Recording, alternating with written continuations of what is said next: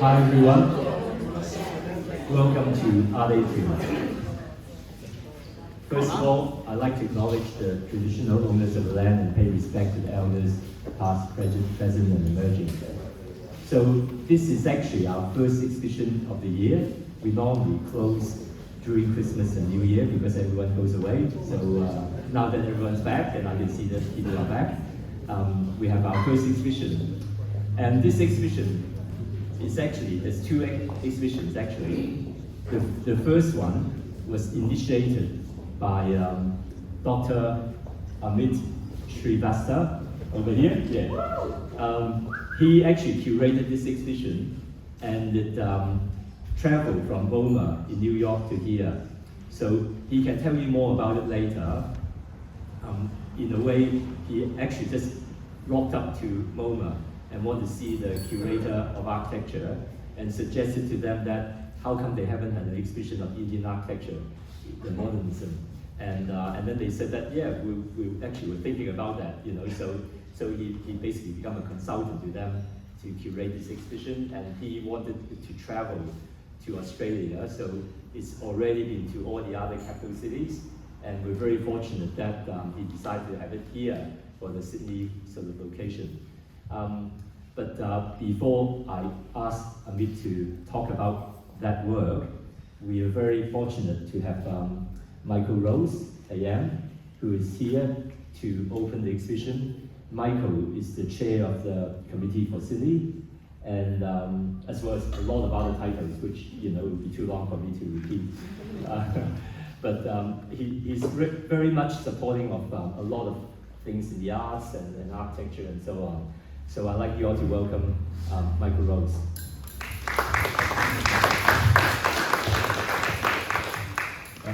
Hi everyone. I'd also like to begin by acknowledging traditional owners and by paying respect to elders past and present. And while I'm paying respect to elders, I'd like to pay respect to two of my favourite elders, Margaret and Kevin Connor, who are here this evening. It's such a delight to see that. I'm aware that many of you received an invitation that said that the exhibition this evening would be launched by the Lord Mayor, Clover Moore. I am not Clover Moore, and I am not the Lord Mayor. Aren't you? Well, maybe one day, but I'm not the Lord Mayor, so I'm really sorry to disappoint you. But like Clover Moore, I do get to spend a lot of time working with people who think a lot about cities, who think a lot about the future of Sydney, think a lot about Sydney's landscapes, its natural landscapes and its built landscapes, and who think about Sydney's cultural life. So I'm very, very lucky. I get to spend a lot of my days hanging out with architects and artists. And that means almost nothing in terms of this speech, because it doesn't qualify me in any way to talk about these paintings. But what it does do, I think, is it makes me perhaps an interested and informed bystander in a room like this. And it makes me someone who's really interested in the idea of architects as artists. I'm not sure how many of us would have come here tonight if it said lawyers and artists, or nurses and artists, or rugby league players. And actually, we would be here for rugby league players and artists because it would be such a cultural mashup. But for some reason, architects and artists resonates with us because we kind of expect it. It makes sense to us. It's almost obvious to us that architects should be artists. But I'm not sure it should be obvious. It's obvious that architects need to know how to convert their ideas visually into something that people can understand and interpret. It doesn't necessarily follow they should be artists in the sense that these architects are artists. So even though it seems obvious to us, I'm not sure it should be obvious. And even though it is obvious to us, it's somehow still interesting to us. At least as interesting as rugby league players and artists. So, there's a lot of other things to talk about tonight, so let me just give you two ideas, I suppose, which are the things that I've been thinking about since Peter and Paul both asked me if I could come along and speak this evening. The first is a lesson I learned from Paul Connor when I was about 25 years old, and he and I were sitting on a cliff on the Central Coast, and he was drawing, and I said I could never do that. He said yes you could, and he gave me his sketch pad, and he watched me draw for about a minute and a half, and he said no, you're right, you can't do that.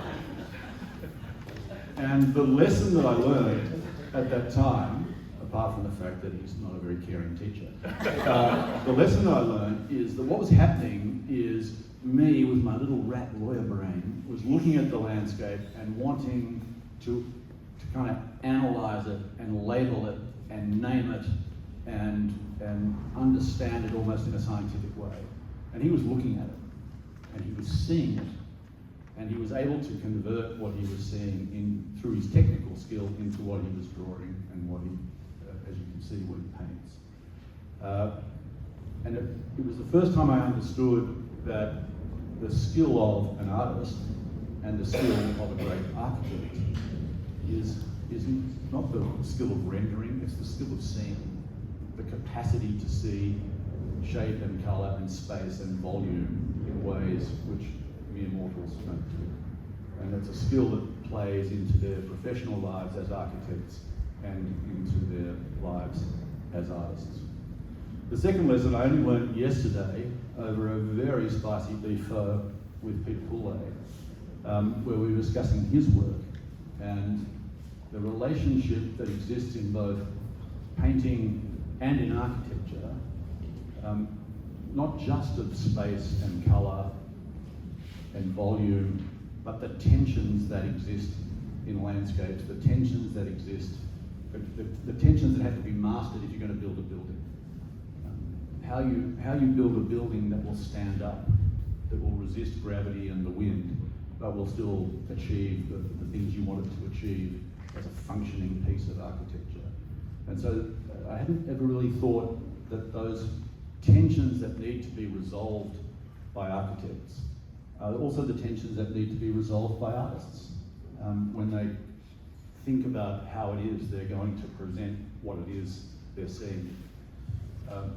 Those two lessons, I think, are the only value I can have this evening. To tell you about those two ideas, and hopefully there are other ideas that will suggest themselves to you as you look at these fabulous works of art. The last thing I was going to say is I was quite struck looking at them. These are people whose careers as architects have been built around built form. And yet so much of what we're seeing here is landscape.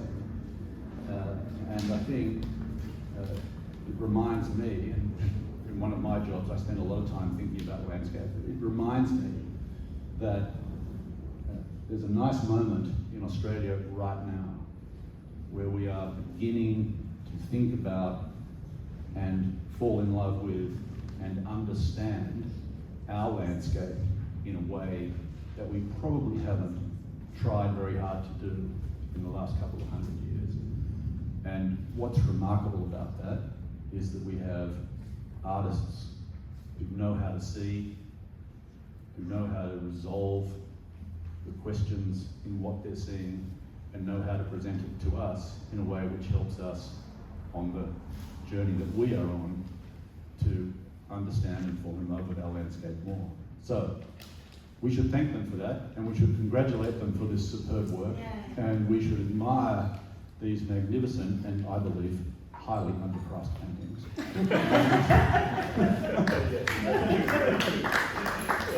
So what do I do? Do I declare this open? Is that what I do? Okay, yeah. It's declared open, ladies and gentlemen. Thank you, my pleasure. It's great insight into art and architecture. I just like to introduce the 5 architects and artists who are in this exhibition. I just start off with my left. Paul Connor, Philip Cox, Peter Poulet, Lucy Moloney, and Fang. So they're all great artists as well as architects. So I think a lot of architects do actually have secret ambition to be artists, that they decided to be architect to start off with, but now they're going to go to what they really wanted to do. Now we're gonna, okay, actually that comment about Clover Mall, what happened there was that we always organize a Chinese New Year banquet around this time of the year. And we always have Clover coming to, I belong to this Haymarket Chamber of Commerce. So she always come along to that. So I was talking to her about this exhibition. And she actually came to Philip Cox's solo exhibition 2 years ago. And she actually bought one of Philip's work. So when I was talking about that, she said, oh, I'll definitely be there. So I said, well, if you're going to be there, can I get you to open it? And she said, oh, yeah, of course, no problem. And then, so last minute, they have to come back to me and say, oh, Simon, I have to be somewhere else. I don't know what time I'll get there. The earliest probably about 7:15. I said, it's okay, you can come later, we'll wait for you. But then I realized that I actually saw her this afternoon at UNSW. She has to be there for the Sydney finale, and then I think she's going to New South Wales for the Sydney finale. So unfortunately, I think she thought that she might be there for a while, and she doesn't want to turn up at 9 o'clock and everyone's left already. So it's very kind of Michael to come in and do this for us. And Michael are good friends of Paul and also Peter. So he couldn't say no when they asked him.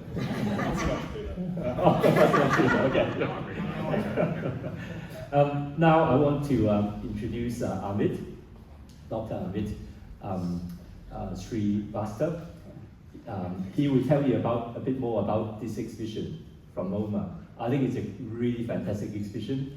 So we're very lucky to have it here in Sydney to see work. Basically, all the color photos were commissioned by MOMA to be in the collection. But I'd like you to welcome Amit.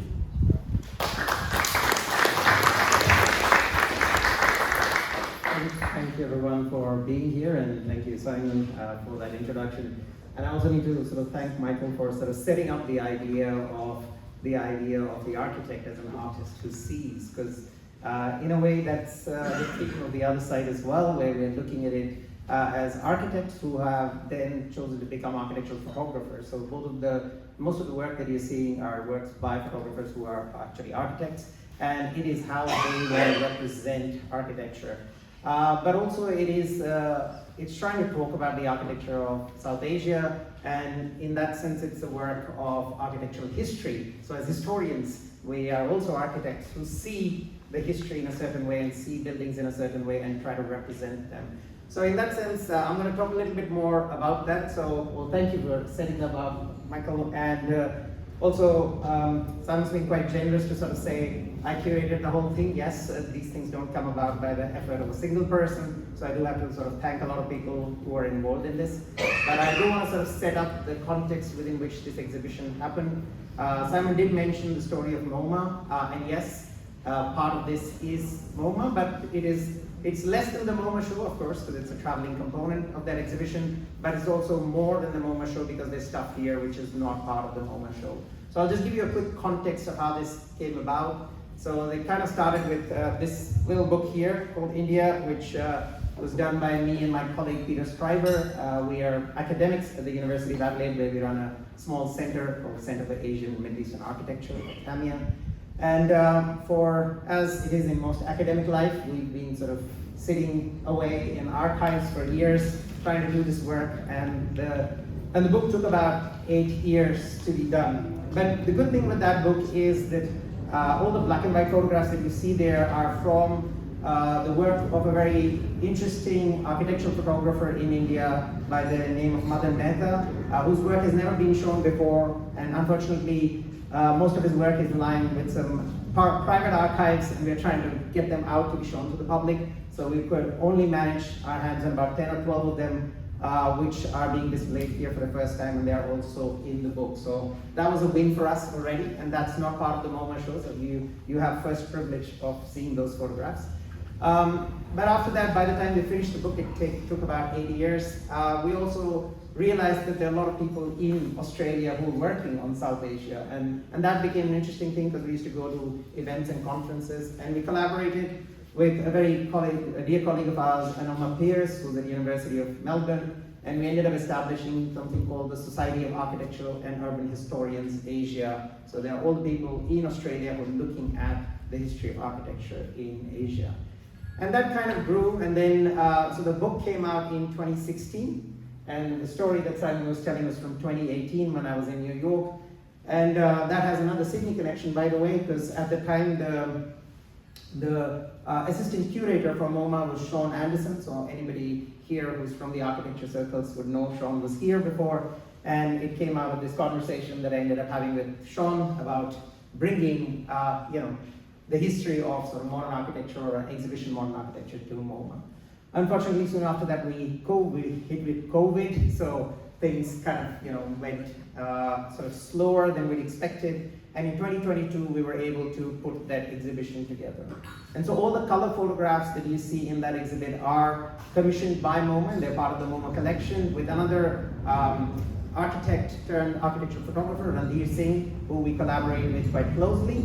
And since the exhibition, Ranveer has been working with us to do a full series called Modern South Asia, where we photograph in detail a lot of these buildings in South Asia, which of course in this case includes India, Sri Lanka, Bangladesh, and Pakistan. So a couple of those are lying there as well, and of course the MOMA catalog.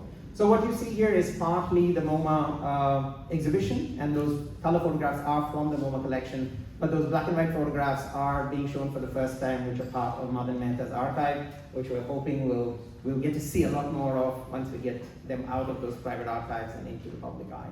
So I have to thank, of course, as part of this exhibition, my colleague Peter Spriver and Anoma Piris, along with whom we have curated the whole thing and put them together. And over the last year, we've had an opportunity while traveling this around to also have seminars and things to talk about South Asian modernism. So we hope that we'll be able to do a bigger show than the one we did in MOMA, and probably sort of do it here in Australia and sort of bring that story back home. So we're very glad and very happy that you guys are here, and we're very, very thankful to Simon and to everybody who are part of the artist and architect exhibition to bring this whole group together. And we'll keep you posted on what's happening with this and when we bring that back to Australia as a bigger show. So this is just the beginning, and we'll have a lot more of that coming through. So I'm happy to sort of talk about any of that stuff. It's a lot of history to cover in 15 panels, so we've tried our best to show you the best stuff, but please feel free to ask me questions about any of those buildings or the narrative that we've got behind it. Thank you very much. Thanks. Thank you, Amit. So you enjoy the exhibition and talk to the artists, architects, and also Amit and Michael. Thank you.